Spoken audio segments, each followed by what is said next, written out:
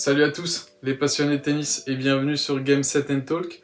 Aujourd'hui, on se retrouve pour aborder le Master 1000 de Madrid. Voilà, on va aborder du coup la fin de ces premiers tours chez les hommes et peut-être un petit visu sur le tournoi féminin. Moi, c'est JB, c'est la deuxième crème liftée du Master 1000 de Madrid et je vous ai concocté un menu plutôt sympa. On va revenir au tout début sur le retour de Simona Halep, voilà, qui vient de commencer une nouvelle relation avec Patrick Mouratoglou, très prometteuse, on va le voir d'ici peu. Ensuite, on va s'intéresser au match qui opposait Benoît Paire à l'Argentin Diego Schwartzmann. Et puis je vais vous faire la petite preview du match qui opposera Gaël Monfils à Novak Djokovic. J'espère que vous êtes prêts, c'est parti.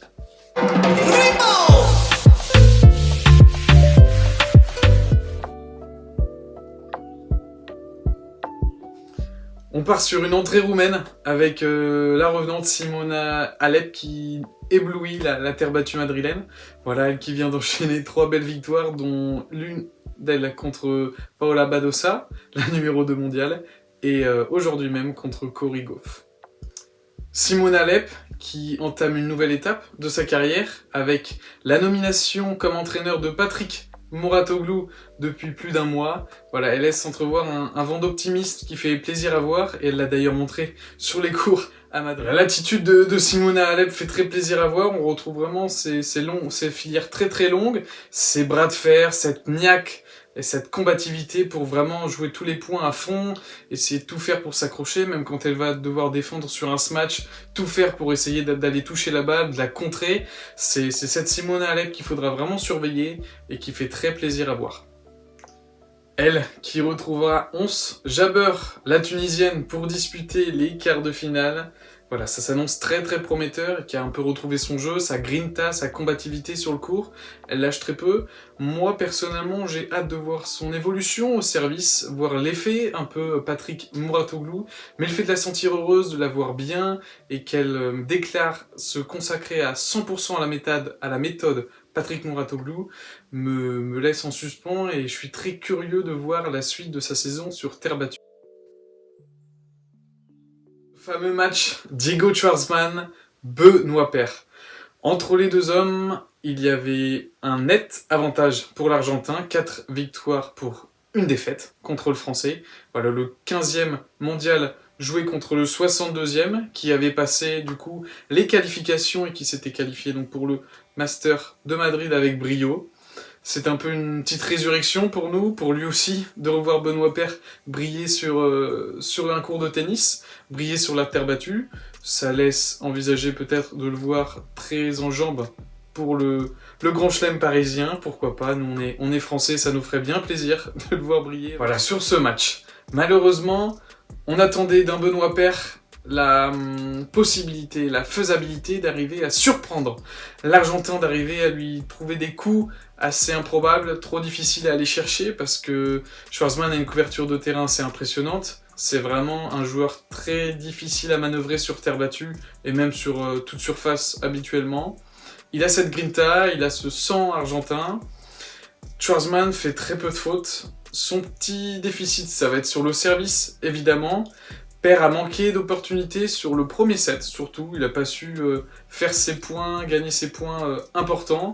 Schwartzmann a su bien gérer, a su breaker 2 fois. Donc il a pu emporter cette manche assez facilement. Physionomie assez différente sur ce second set où Benoît Paire a très bien joué, très bien servi.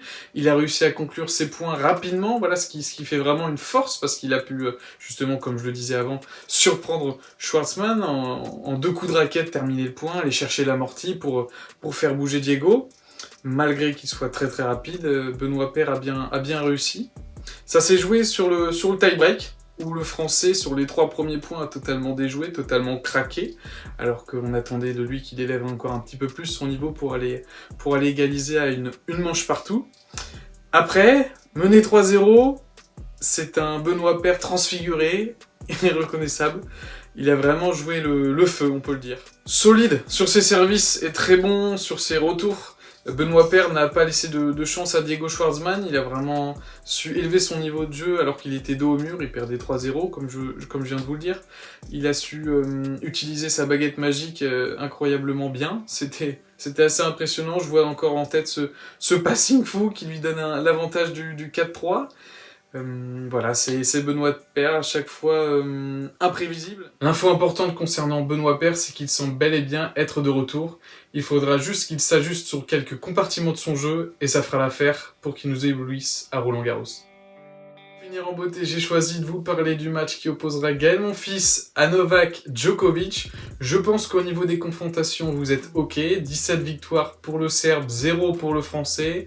On attend la première avec impatience, pourquoi pas dès demain. On a donc quelques interrogations sur la forme de Gaël Monfils, à savoir s'il peut tenir la cadence contre Novak Djokovic, s'il peut le bouger, lui faire mal et voir remporter ce match.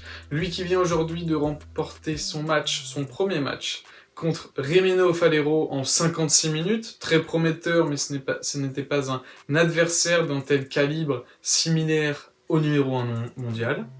Et pour rappel, Gaël Monfils n'avait pas disputé de match depuis le 28 mars. Mais l'info très importante, l'info qui fait peur, c'est une rumeur qui nous est venue récemment.